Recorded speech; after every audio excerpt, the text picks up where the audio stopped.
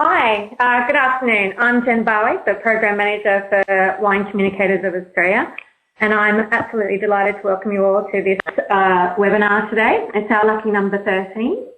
Before I introduce today's presenters, I thought I would take this very quick opportunity to share a few details about our webinar series.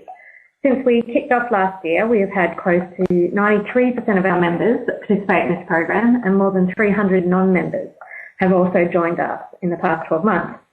Also, well over 60% of our registrants have actually attended 4 or more of the webinars, and there's even a few of you today who have attended the previous 12, so that's huge. Thank you very much. We're proud of how this webinar series is developing, and our aim to provide our members and the wider wine industry with quality information, new ideas and the chance to engage, and we thank you for your support.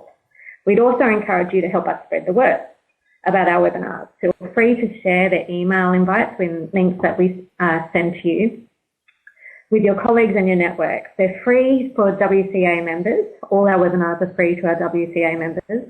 And several like today's webinar, which are partnered by the AGWA, which I'll get to in a second, are free for the whole industry. We'd also welcome your suggestions for topics, presenters or themes you would like to see included in the program.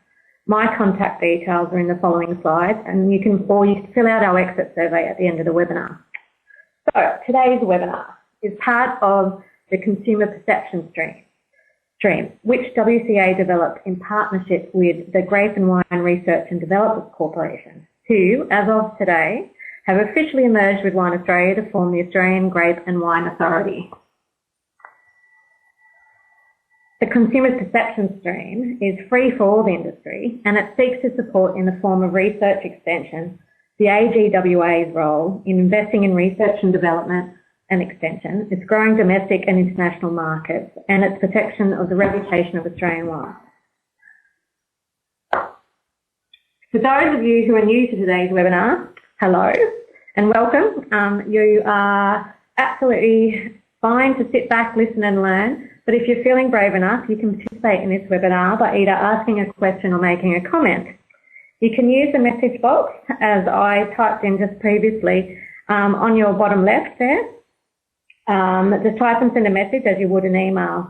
It will be visible to all webinar participants, and they will have the ability to respond or add a further comment. Alternatively, you can use the Twitter. It's like the Google, sorry about that. Use Twitter. The handle and hashtag is on your screen, or you can email me, as I will be attempting to check the emails, Twitter, and throw in a few questions of my own today as host. Feel free to ask a question at any time during the webinar, but there is quite a lot of content in today's webinar. So if we don't get to all the questions, we will answer via our WCA blog after the webinar. Now that's the housekeeping done. Now for me to introduce you to our first of our webinar presenters today, Dr. Steve Goodman. Dr. Goodman is a senior lecturer in marketing at the University of Adelaide Business School. He's an active researcher in the area of wine marketing, specifically consumer choice and business decision making in the wine supply chain. He has published in academic journals, presented papers at leading academic conferences and published extensively in industry journals. He's given keynote presentations on the topic of wine marketing at conferences in Europe and Australia and wine tourism in Chile, and has extensive consulting experience as a partner with Suter and Goodman Wine Marketing. We work with SME wineries in South Australia, Victoria, Western Australia to design and implement strategies for direct marketing, business-to-business marketing and seller outdoor activities.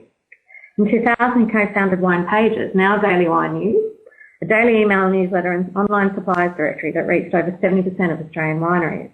Today, he's going to share with us the results of the key takeaways from his 4-year research project, funded by the former GWRDC, that investigated and mapped the unique and varied influences that encourage wine distributors and sellers to purchase and sell wine brands. So, here we go. Over to you, Steve. Thanks, Jen. It's good to be here as we are running through.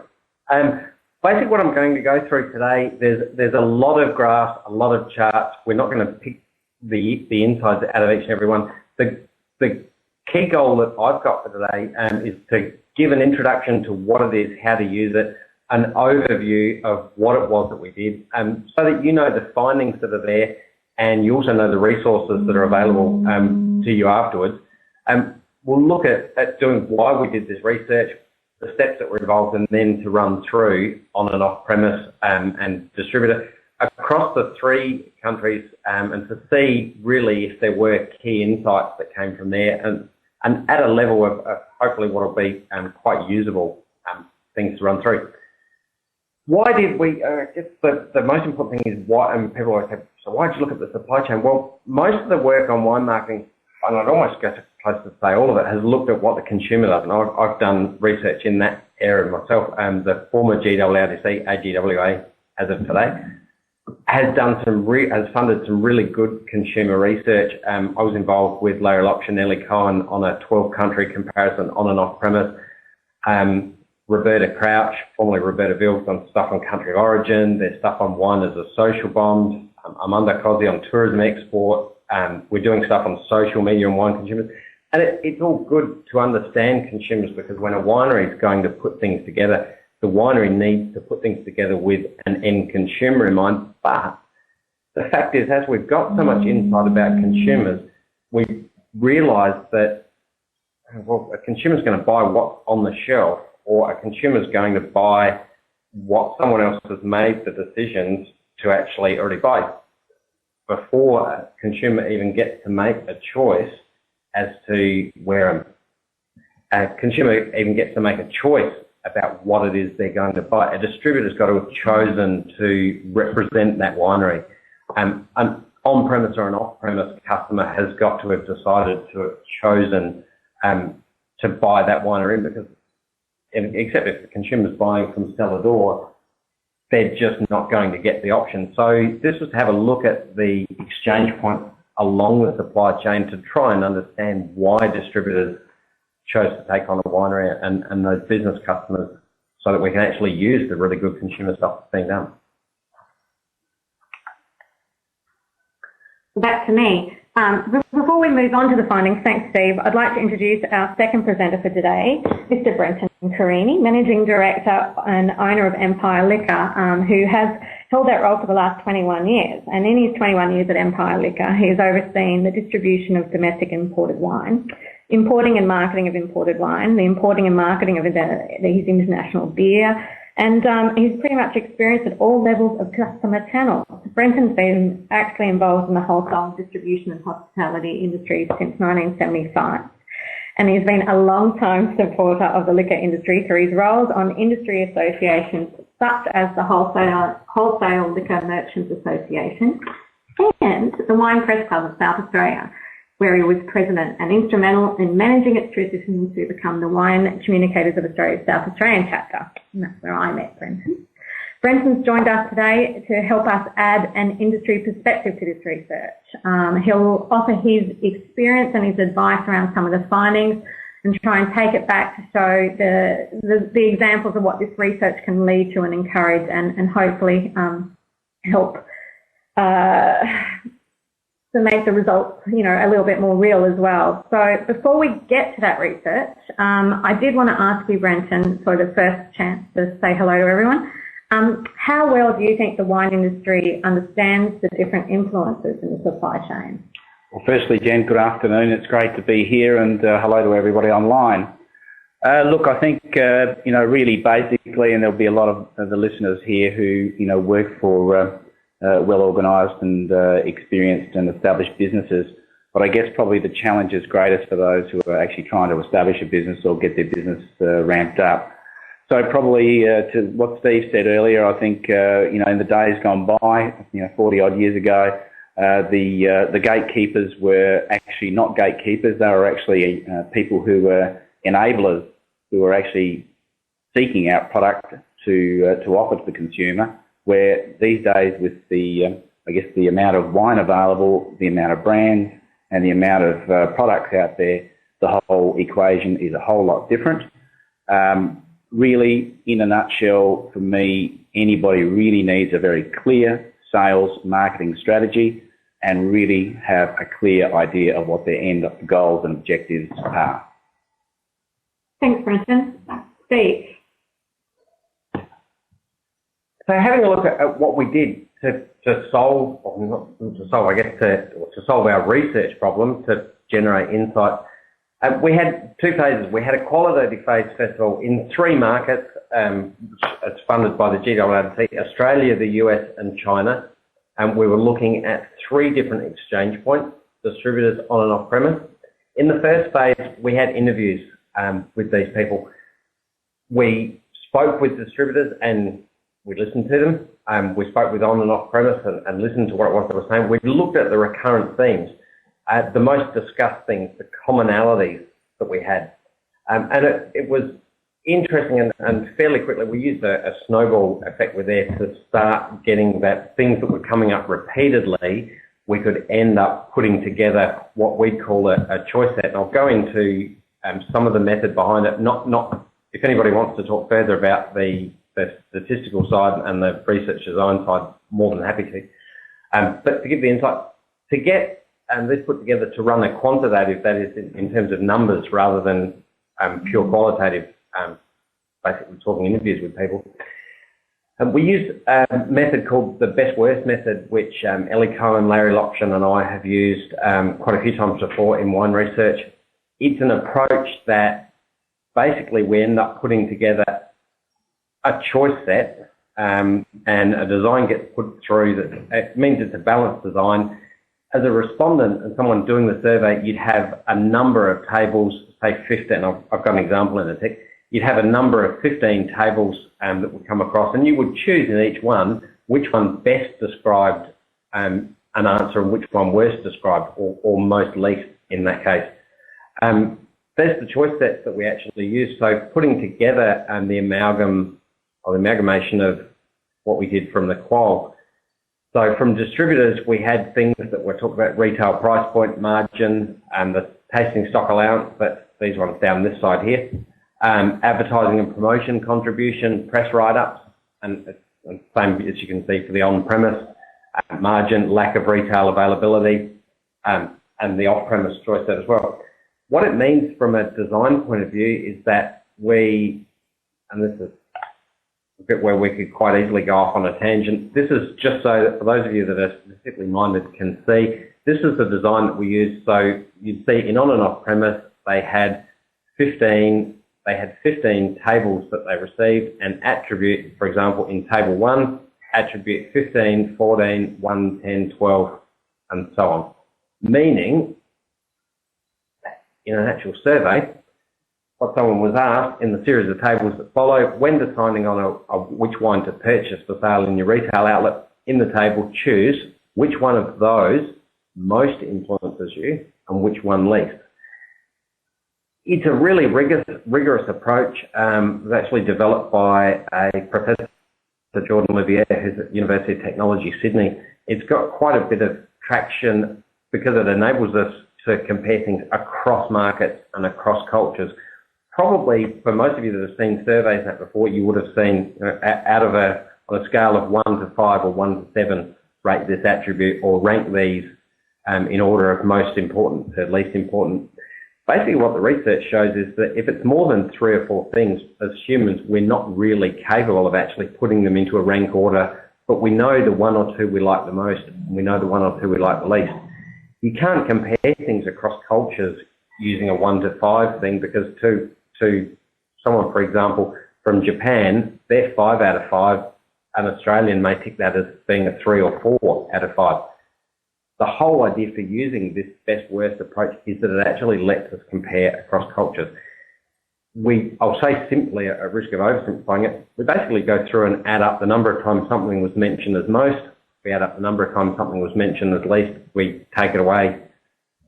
Fairly simple mathematics or addition, subtraction at that stage. But we then run some standardization and we put it onto a relative importance scale where some not quite black box and maths comes in. There's a fair bit to it, and it's covered in the papers that we've published. So we end up with either graphs, bar graphs like this, or radar plots which run through after, which can really, from a practitioner's point of view, it really highlights differences. So to run through how it is that we actually look at these, we have the scale up, the left there, the relative importance. What we've done is we've converted the scores so that the attribute that's most likely to influence someone's decision appears as 100%, which would be a 100% chance of being chosen as number one, and coming down to 0 with no chance of being chosen. What you can actually do is that with that conversion and what it is that we've come through, if we have a look, for example, in the last one at like the taste, basically, if something is twice as big as the one before, then what we can infer is that that is twice as big an influence. What we found this is really handy for people looking at is that it becomes, from a visual basis, quite simple to see, well, that is actually something that we know that it's twice as strong if they're all the same. And for example, like what we're seeing here is that for Steve, what I'm saying is, and tell me if I'm wrong, the brand is obviously the number one importance for distributors in terms of Australia and China, but margin and retail price point is significantly more influential for the United States. That's the takeaway? Yeah, that's exactly it, Jen. And these are the results at the sample level where we compare the three markets across. As we see at a sample level, Australia and China brand sits in. And it's interesting because the brand actually lines up with the consumer research that we did, which really does run in China brand sat across, I think, all segments. I would say all segments, but from memory, all segments that we ran brand sat at number one. It reflects that in China. We come down to liking the taste in China. It's, basically half the influence of that of Australia, which is under half the influence of that in the US. When you're talking distributors' wine attribute importance, what are you saying there? What it is about, and the question that actually posed of distributors in that one there is, when you're considering taking on a new winery, what influences your decision? So the attributes, the retail price point that the winery's wine will sit at, the margin that winery will allow, what the winery is going to do with regard to tasting stock allowance, and what they're going to contribute with regard to advertising and promotion. Does this read true to you, Brenton? It's interesting to see how the middle sections there, it's almost 4 or 5 major things seem to be the main influences when a distributor looks at taking on a brand. And it's quite interesting to see the differentiation, and maybe it's the type of method within a marketplace in the distribution process. I mean, America obviously has different drivers to it, and as far as the 3 tiers of distribution, whereas Australia is different. But it's interesting, brand and presence is obviously a big driver for the China market, certainly important in Australia, and I think it gets back to a lot of the efforts that are being made to promote wine just purely not on volumetric scales, but on the provenance of the brands. And I think that's a big... The identity. Absolutely, and so important. Which, we had, and it shows what you're saying there, Brendan, with regard to origin and region. In Australia and the US, they're side by side and still fairly big influence, but a long way ahead of origin and region in China. Definitely, yeah. When what we basically start to do then is, okay, it's good to have it at a sample level so we can start to understand how the US, Australia and China are different. But as Brendan said, that it represents different structures in markets, different approaches within markets. To get it to a usable format, what we engaged in then was doing some segmentation. Basically having a look at, well, if you're dealing with a different type of customer, whether it be the size of the business, the margin, what their selling focus is, do they differ from other businesses? So we have a look at a split with distributors where, with their selling focus, those that have a high proportion of off-premise accounts, more than 60%. Again, we see brand in China there, but with those in an off-premise focus in Australia, that starts to slip away a bit. To me, probably the most interesting thing is we see here with the first attribute number 1, retail price point. In the US, that's almost off the chart with regards to the retail price point compared to Australia and China, which sit fairly similar. Australia has far more of a focus on margin. I don't know, how do you, in your experience, Brenton, having a look at retail price point in Australia? Well, look, I mean, there certainly is some very, I guess, interesting markets going on at the moment with retail price points. I mean, I think that there's a lot to be, I guess, gauged from the way the market is now and who has the, I guess, the greater volume of sales. The greater volume of sales is to, you know, less entities than it would have been 10 or 15 years ago.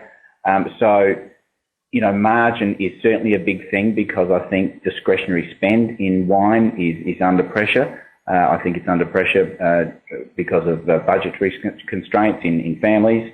I think there's a lot of pressure on people's spend. So, you know, margin's a big thing because I think volumes are certainly under pressure. The thing that popped out for me is that brand has shot up in terms of China for those distributors whose focus is off-premise. Yeah, and that's the sort of takeaways when we're looking at this sort of data and looking at overall, even though it's not the gospel, they're the sort of things that you're hoping that people will see and take away from that sort of. Very much, and particularly where there's, and as we start to move into some of the smaller, into some of the different segmentations, we start to see other opportunities pick up. And where we move into on-premise, for example, and in the US, liking the taste is very strong. Whereas looking at Australia and China, and I've got to say, I was quite surprised to see that taste of the wine in Australia actually dropped to as low as what it did, and whereas the brand in Australia actually came stronger in on-premise.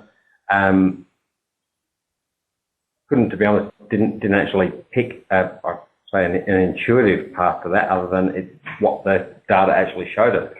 Then the second way that we start to have a look at things, and as I say, there's a load here. There's more in the report for the GWRDC and a lot more that can go with people. The second way... Yeah, so these, what we've just jumped to are the radar plots or yep. spider plots, you call them? Radar plots. And for the novices amongst us, when we're looking at something like this, and as you said, I think, what did you say, there's 140 of them in your report? How do we look at this and take away the information we need? Basically, again, the way to think of it is looking at these is in a visual context. We've got the attributes around the outside, numbers 1 to 13. It's the same data as what's in the bar charts, just presented in a different way. The further the line is towards the outside, the more of an influence that it is. Yeah. So if you have a look in this first one here, which is Australian distributors with their selling focus, those that had a high proportion off-premise were far more influenced by liking the taste than Australian distributors that had an on-premise focus, which is this point here, number 13.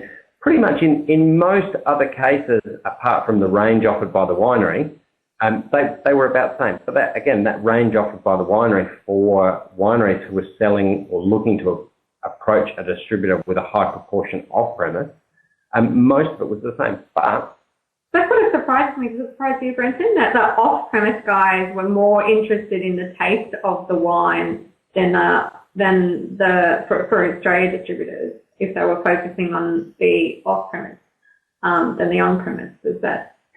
A little to agree. I think it's fair to say that margin as a driver is definitely important for both areas.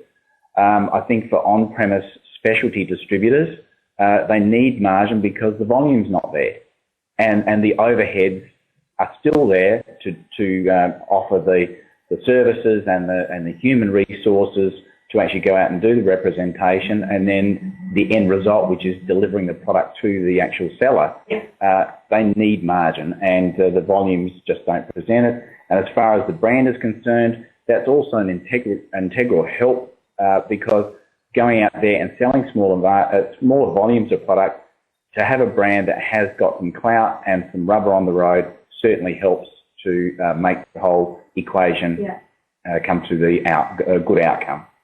You see similar with US, although we have more difference in the US. For example, those with an on-premise, a higher on-premise focus, are far more influenced by origin, region, and taste, and some things like grape variety, merchandising support to a lesser.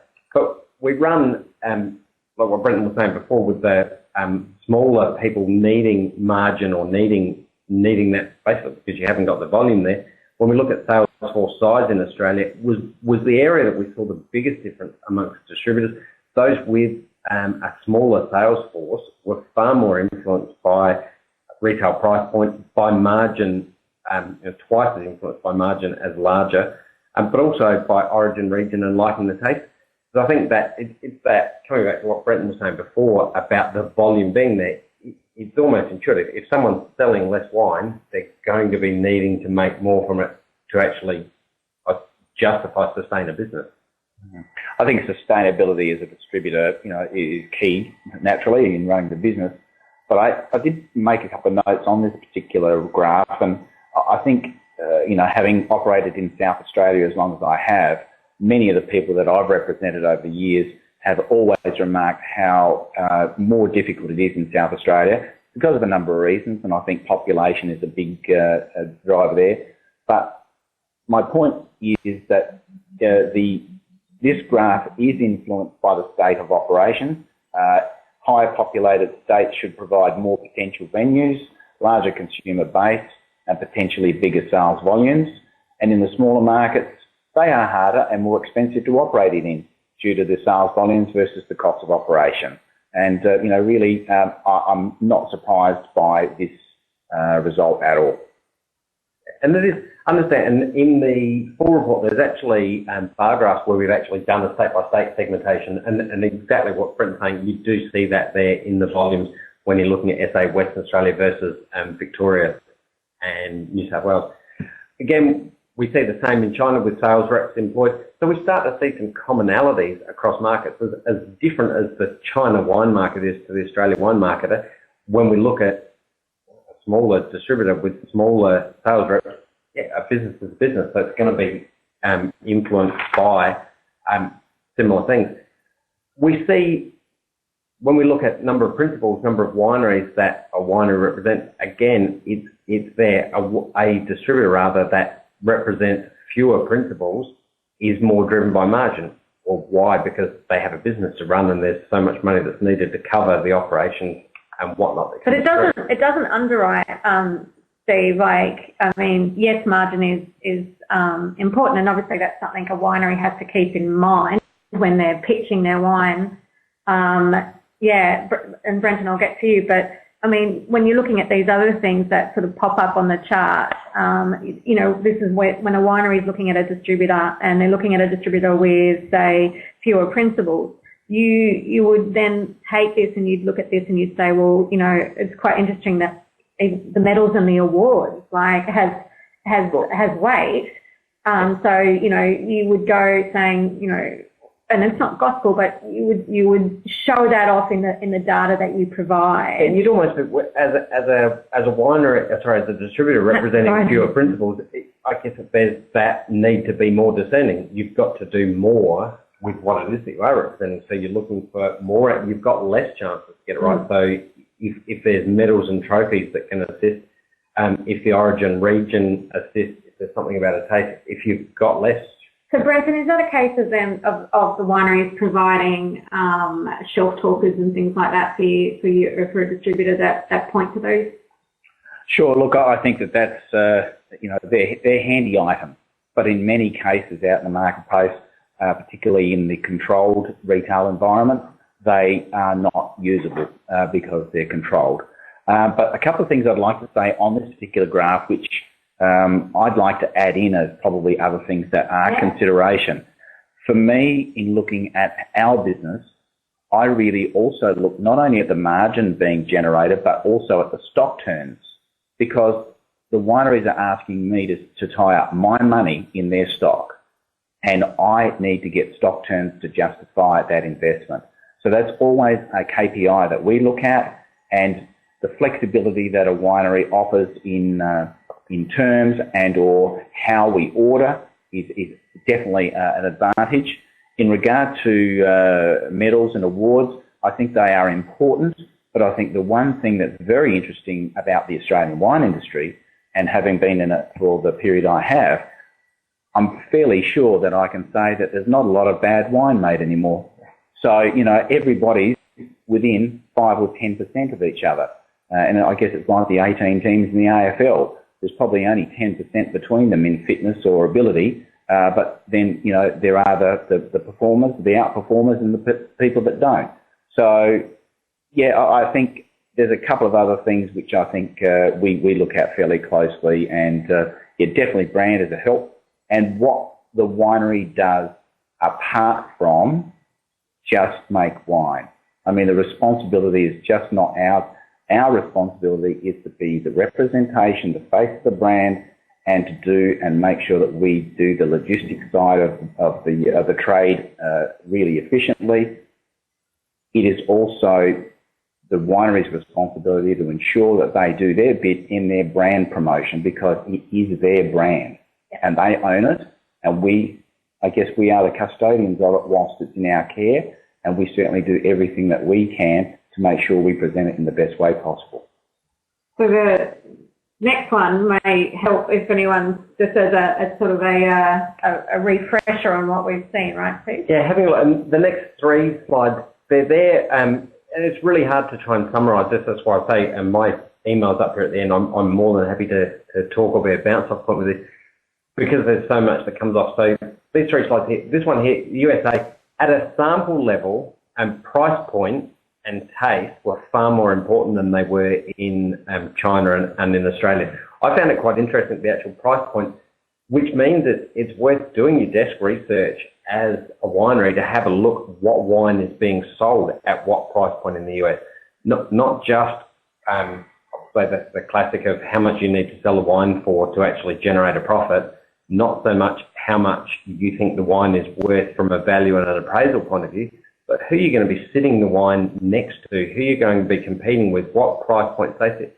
And also talking with distributors, understanding, and talking with off-premise, understanding what price points are actually in demand in the marketplace, because one thing that you don't want to be is stuck in a price point that's a no man's land between where people are looking.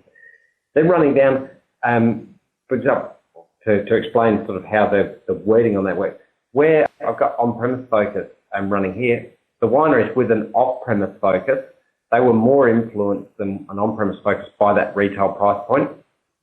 Those with an on-premise focus, far more influenced than off-premise by origin and the actual grape, which is an Australian producer with the work that has been done by Wine Australia in terms of local heroes and actually pushing that grape. Also, the advantage it gives us over the old world, where we can actually really push. I just come back from Canada for a month there, and I did a number of interviews with some distributors and retailers, and also the Wine Australia team there, or the AGWA team now there. And like, there is absolutely no doubt that origin is fast becoming a point of consideration, because like they were all talking about that message of origin and brand, and everyone was like, you know, excited about the regional identity that you know, Australia was forming. And I found that quite interesting, that it's actually a survey that was done over the last 4 years. So now even the conversations I'm having that we had when I was in Canada were of that point. Yeah, and there were so many segments across Australia, across US and China and Australia that were on origin. I guess what it comes to now is not just expecting that AGWA is going to do that, which they certainly are leading it, but it now means that wineries needing to be promoting their origin and regions, that the regions actually locally banding together promoting their origin, because we don't have I guess the region's origins of Europe. So it's a chance for us to get on board there at a winery and a region level. Lower volume, we're seeing more influence by aged wines. And I guess that comes back again to people trying to look for something that is a different thing that comes through. When we look at Australia, summing it up, those with lower promotional support are more influenced by the brand, taste, range, grape. So it's worth understanding with the distributor that you're looking to deal with, are they seeking lower promotional support, higher promotional support? Because the fact is, if you're contributing less on a promotional support, then you're going to be needing to do more with your own brand work, because the distributor's not receiving the actual financial support to do that. And there's only so much margin that a distributor has to work with. We see with those, for example, with fewer cases, that retail price point in Australia, which wasn't there as it was in the US. But if someone's selling fewer cases, they were far more influenced by the retail price point.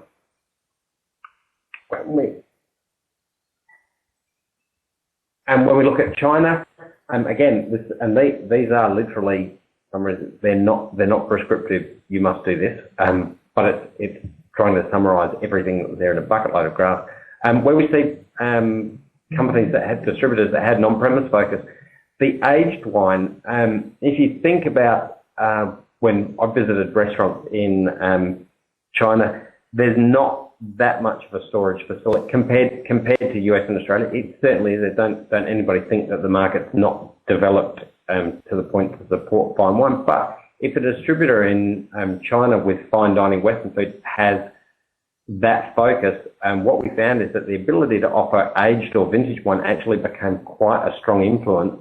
Now that gives particularly smaller wineries that are sitting on stock that have museum stock, there's a chance to think about actually using that for your marketing, rather than something that can't be moved or something that can't be sold.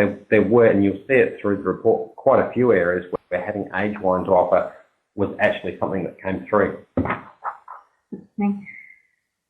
Before we get to the off-premise results, I'm just going to quickly ask Brenton, what does the off-premise market look like for you as a distributor? And I know your experience with South Australia, and the people out in the audience might actually have some of their own points to make in the comments box on this, but what does an off-premise in the market look like for you for the moment? Sure, okay. Well, certainly South Australia is my area of greatest expertise.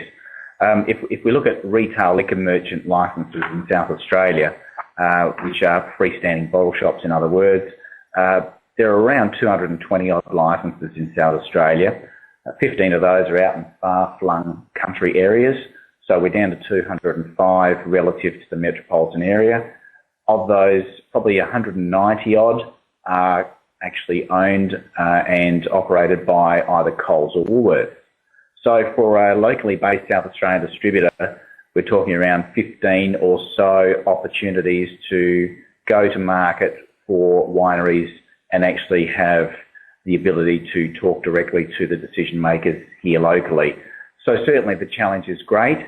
I'm sure that our experience here is probably being mirrored to a degree. I know that other states have the spread of the retail environment has just been gradual, but I think everybody's nearly caught up now. And of course, what seemed very difficult for us 5 or 6 or 7 years ago and seemed to be a lot easier for people in other states, now they've caught up and they understand the challenges that we probably had. So yes, it's a tight market, and certainly you earn every case. Steve, these results are rather pertinent. Yeah, and it's when you, I mean, it's one of those things, and yeah, lucky a camera's not on me, because when you hear those numbers go through, it's hard just not to keep your chin off the floor. So it is a case of understanding what there is, and when you get the opportunity to get in front of those people, making sure that you make the most of it. It's really interesting when we look at the off-premise stuff that starts to come through. What was good from a supply chain point of view is that we saw that what influenced the distributor most in the US, for example, also was what most influenced someone in off-premise. So we start to see some alignment there. When we look at China here, again, we see it in brand, just you don't get away from that. In the consumer stuff, we saw the same in other emerging markets. Brand being absolutely through the roof with off-premise. That was also what it was with consumers. The next phase, what we're hoping to do with this is that to actually now go and have a look at lining up the consumer with the supply chain, because the one thing that we do need to see is that what's influencing each stage is actually aligned and run through. There's an interesting one in here where and speaking with people and researchers who are over there to run through, is how much stronger an influence amongst off-premise in China a customer request or an inquiry was. I guess intuitively, first off, you're thinking, well, okay, it's not going to be that responsive a market. The Chinese market off-premise buys what's sold them. But we saw that it was actually much more than Australia, much more than the US with that customer request. So it's a case of asking, and to some cases taking a leap of faith and giving things a go to see if it works. But we have a lot of Chinese students over here studying who are learning about Australia, who are getting into wine, and we have Chinese visitors that are over here. There's that bit that if they're then returning to mainland China, where the off-premise sector is far more influenced by requests, what are you giving them to actually take back to their market to enable them to request your brand? I can remember early mid-90s, early 90s, being on the Gold Coast, and there were wine stores that were there that a winery was doing a tasting in there, and they were actually giving people, it was Japanese then, locations of where they could buy their wine or where they could source their wine once they returned back home to Japan. What are you doing to make sure that it's available? I know that Bird in Hand here in Australia have a couple of cellar doors. They do quite a bit that I've seen with social media, letting the marketplace in China know where their wine's available. What are you doing with the customers that actually walk into your cellar door here from overseas? And I guess I'd have a look at that in all markets on when they get back to their market, what is it that they can actually do to demand that and come through. When we look at SKUs, SKUs, the number of stock keeping items, stock keeping units in off-premise, the off-premise stores that had less SKUs, some of the influences changed. For example, when we look here at number 4, at point of sale material, those with fewer SKUs in China were actually looking for point of sale material. It came up through some of the segmentations, that point of sale material, which is really tough in markets, as Brent was saying, clean store policies of various chains run through. But when we look at overseas markets like China, where in some of the segments, and again here in off-premise, to jump through a few there, in off-premise with the SKUs, what are you doing with those? Are you leaving them up to a distributor? Are you working with a translator? Are you adapting them to local markets? If they're going to be an influence in China, then it's probably worth actually looking at adapting that point of sale material, because just translating is not going to do it. To make the recommendation that, this GSM blend goes perfectly with roast lamb, to the average Beijinger, they're not going to really have a clue what you're talking about with roast lamb. So that as you make that adaptation. Again, the same with the radar plots we start to come through with off-premise supermarkets and chains. We can see the differences between the supermarkets and chains, with Australia being far more influenced by advertising support and contribution. I'd only be guessing by that, advertising support and contribution. What are you putting in to the off-premise retailer to actually pay for advertising for your brand in what it is that they're going through? Now, we're sitting down and having a chat with a distributor on what you're actually willing to do in order to make that sale and account come through. Do you want to? We might move forward and jump to the on-premise, if that's okay, Yep. and ask. I'm going to ask Brenton again. On-premise industry, what's really standing out in terms of what does the South Australian on-premise market look like to you?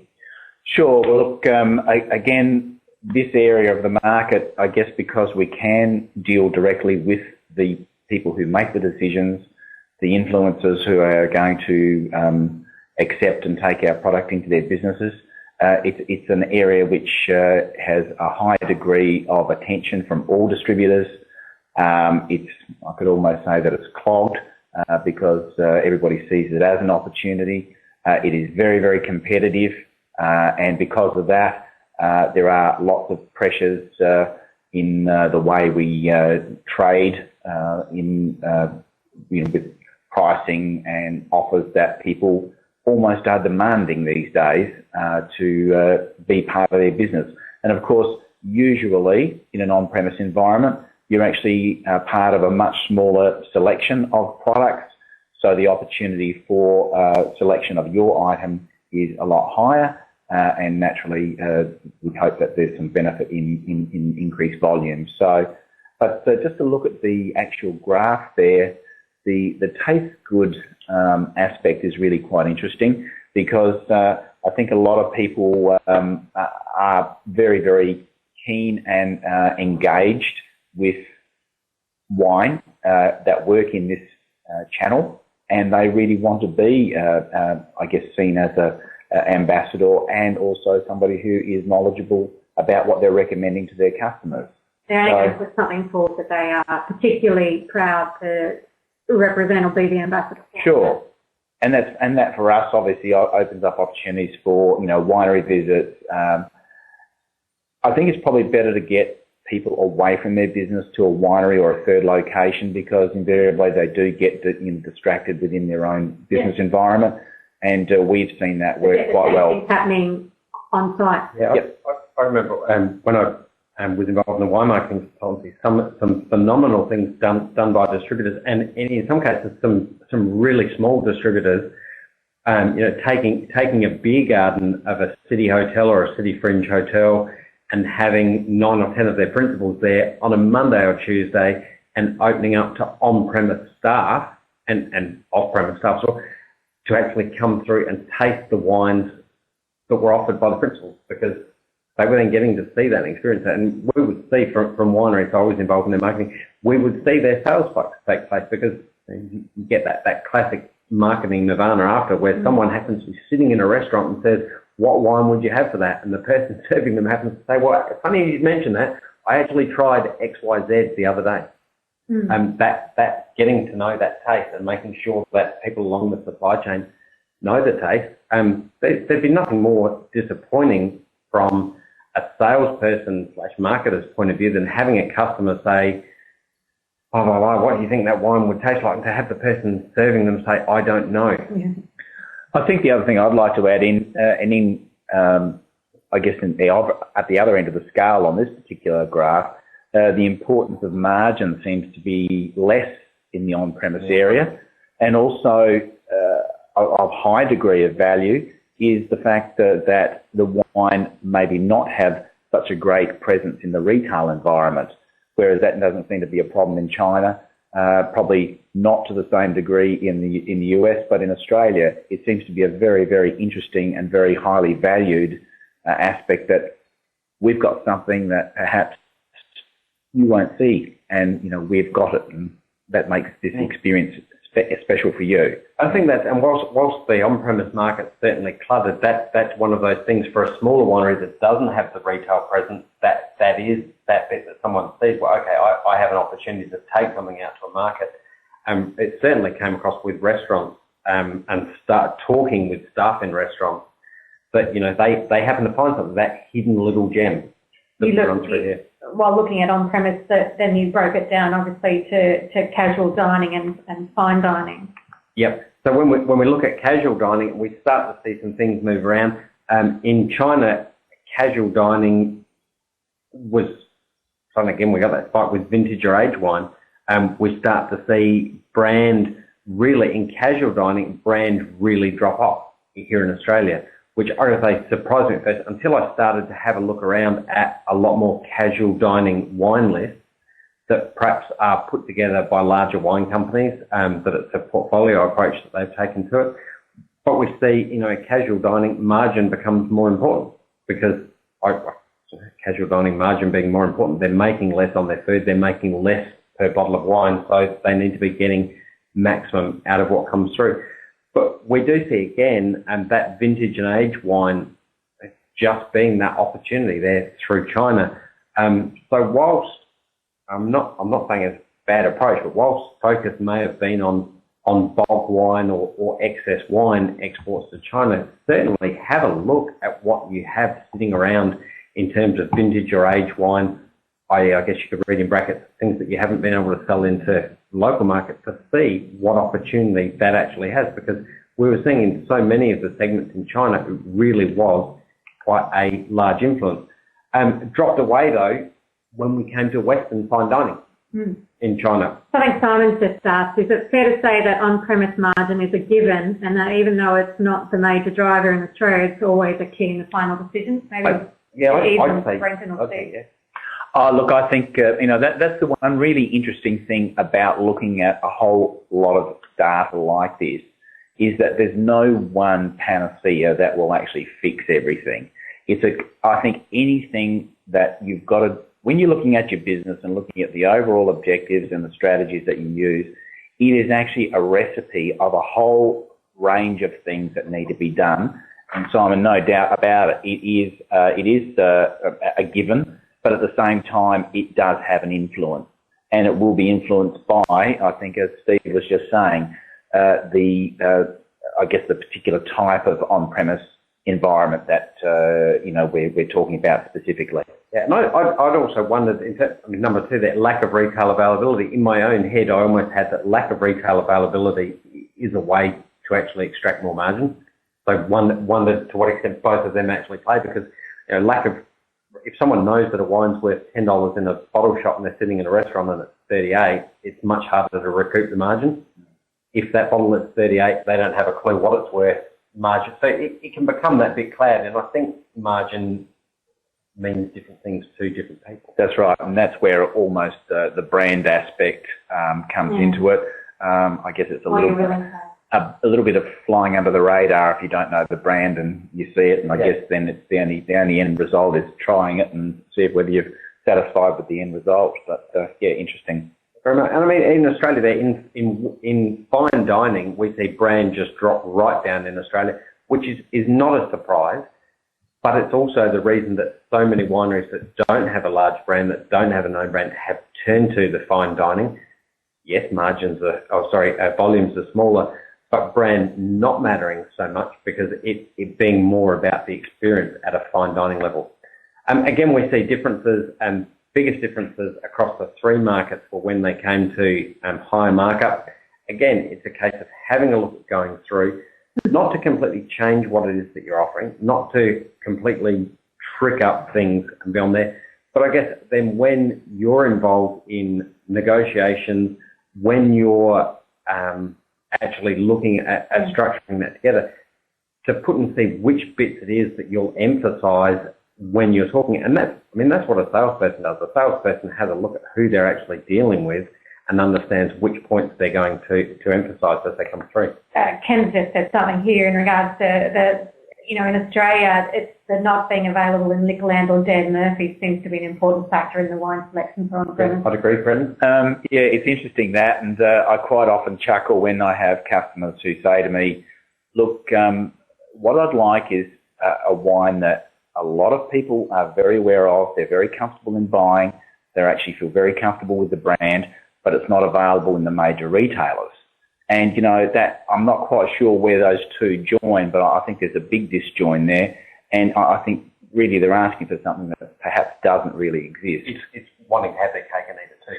Well, I guess that's what it is. But and that is a little frustrating for us. Is that where the variety comes in, or the range? That can help, definitely. If you be able to have some that, like, the popular varieties in, and then... someone finds, that holy grail nirvana situation for a wine marketer to have a customer in a restaurant that loves Dandelion Vineyards wines, and they've had these things come through, but then the person serving them says, but you probably haven't tried this one before, because that one's not available in the Liquorland or Dan Murphy's or the Australian Wine Club. Yeah.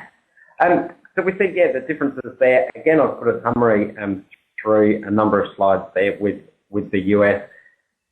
Again, same as what we ran through before, with more suppliers less. Having a look, that's my pull out of what the key differences were. The graphs are all there in the final report. There's so much that it is to run through. In Australia, the one, I guess, that jumped out to me, where a winery had more suppliers, that they were far more influenced by a food match. The only intuitive thing that I could put to that is that they had more choice.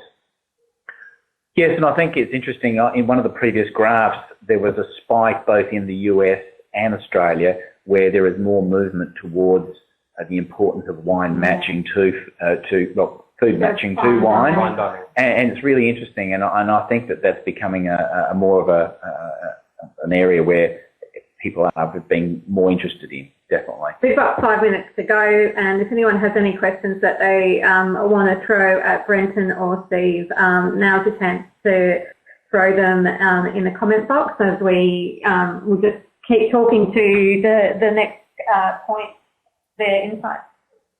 Yeah, having a look, again, the lower markup, the lack of retail availability in lower markup on premise. Again, that coming back to that combination of lack of retail availability means that someone can actually get more for a wine than what they would be able to if people actually know what the retail price was. In lower markup, things like doing table talkers, I've seen some really good results in smaller cafes around here in South Australia, in some smaller, I'll say caf/bistro, but we put them in Melbourne and Sydney, of having table talkers. Where the opportunity there is that the vast majority of things like table talkers are done by the large wine companies, the large wine groups that do, I'll say, put more effort into marketing because they have more resources that they can put to it. It's not that smaller wineries don't do it. It's just there's only so many things you can do. But that availability, when you have a look when you're out in cafes and casual places, to have a look at what the table talkers are, and you realise as a consumer that if you see a table talker that's actually been put together by a winery that's not put together by a large wine group, it actually speaks something quite different to a consumer. You're not getting it as a sales marketing thing, you're actually getting some sort of insight about the winery, about the product that is there. And it can be quite something, could be the difference between getting through it and not. In China, brand just rocked. It doesn't matter how many different ways you look at it, you go, brand just came through. But that aged wine came through in quite a few segments. In fine dining, there was margin taste, but there was also grape. What I see as quite an opportunity, and I highlighted or alluded to it before, the importance coming across in segments in China, and where to a fair extent we've suffered from the Bordeaux syndrome, that people say region's most important, provided that region's Bordeaux. We're starting to see actual grape variety come through now. We can work that in our advantage here in Australia because we market wines under their grape varieties. So there are quite a few opportunities that we're coming through there. So I'm going to, before we get to Steve's final takeaways from this, I'm going to ask Brenton his takeaway from all this research. But the question that I wanted to throw at you, Brenton, is what I got from this is the importance of a marketing budget that includes trade, and what should that look like to you? And I'm not talking percentages and how much. I'm just wondering, just how influential and how important that sort of trade marketing budget is. Sure. Well, I think if I give you the example that if you make the wine, put it in the bottle, put the label on there, and deliver it to the farm gate, and expect everything to happen from there, you're going to be having a very short life cycle. I think a marketing budget is an integral part of the success of any business. It's got to be relative to the size of the business and the production. And I think the other thing which is really important is that and if you want to get it down to a percentage, I mean, the theory books say 5% of your turnover. Well, I mean, if you're just starting out, that's 5% of nothing usually. But I think it is then determined by your life cycle of your business. It certainly needs to be a meaningful amount. It needs not only just to be for spending in trade magazines and things like that. There's got to be some really, tangible things that you can do to actually help distributors in promoting your brand, whether that be, samples for tastings being available for, trade tastings in retail bottle shops, making yourself available for dinners. A lot of these things we have heard of, things as simple as having up-to-date tasting notes, having up-to-date images, an up-to-date logo. I mean, these are really basics, and I know that, some companies that are, husband and wife or, have very few staff, do find it difficult. But if you don't do these really basic things, it really makes it difficult for a distributor to do a good job for you. I mean, we'll bend over backwards as long as we understand that you're doing your bit.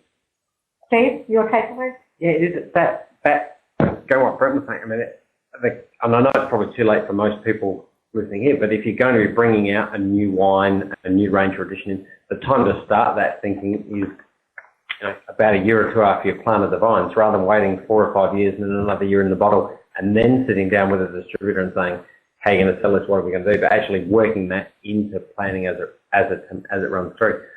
To use what there is in here, I mean, is that classic thing, everything we talk about in communication, understand who it is that you're talking to and find out, when you're looking at selling to an on-premise, off-premise distributor, how important wine is to, with off-premise, how important wine is to them, the size, their turnover, whether they're high margin, low margin. Okay, you're not going to get answers to all of those questions when you ask, but you can get a fair idea on where they are size-wise, or whether wine's a big percentage if they sell versus beer and spirit. Have a look at your offer as a salesperson would. Have a look at what it is that you can emphasise on there, what you can change, what you can maximise, what you're looking at changing. Have a look at these radar plots. Have a look at the bar charts in there to see what it is that's influencing people. As you see what it is that's influencing people, then you know what it is to talk to them about, because they're the things they're going to be interested in hearing. I've got my email chucked up on there because, seriously, as much as there is, and that comes through here, I'm more than happy. If anybody's looking at picking this up and trying to make a head or tail of it, or even just wanting to bounce an idea off that they've had, drop me a line. I'm more than happy to. It's now what I have the luxury of doing the research in this area and to try and make sure that it's worthwhile to people in the industry. I've had the opportunity to interview Steve on this research for years now, since it began. So I probably have I've been lucky enough to have some sort of grounding in this, because there is a lot of research. The PDF of the slides and the link to the audio will be emailed out to everyone who registered this week, who registered for this webinar. And so it'll be through email tomorrow, and we will also load the slides and the webinar audio onto our video gallery at winecommunicators.com.au. So, and that's open to everyone. And again, this is a free webinar for the whole industry. So thanks to the support of the Australian Grape and Wine Authority. So feel free to share the link. Feel free to share the slides with anyone and everyone in your network. I wanted to say just quickly as we wrap up now, because we've gone over our hour mark, but thank you to everyone who has registered, and thank you to Steve and Brenton who have presented today. Also in the email we will provide some links to Steve's the articles and the research and the big broader paper, and it will soon also be a final report up on the Australian Grape and Wine Authority site. So. And that will probably come to you via their newsletter. So before we go, I usually use this opportunity to tell you about our next webinar, but sadly that hasn't actually been finalised. So an email will be coming to you guys shortly, and I will be promoting it. But it is our time for our Wine Communicator Awards. So we're going to launch this week. The entries will be open, and there will be more details on our website. But for all you wonderfully talented writers, publishers, digital content makers, communicators, start thinking about your entries. We'd love to have them. We're expecting it to be bigger and better this year. We've actually got an extra award, which you'll hear all about. But last but not least, before you all sign out, please consider doing our exit survey. Tell us what you think, how we've gone today. We do value your feedback. The Australian Grape and Wine Authority, I got through this whole thing. We'll have all their research and results in their newsletters that they send out that are online, so check them out. And for all you non-members of Wine Communicators, we would love to have you join us. It's not just our webinars that we give to our members. There's events, there's discounted, there's our e-news, there's a whole bunch of resources. So get involved and get engaged, and thank you for participating. Take care.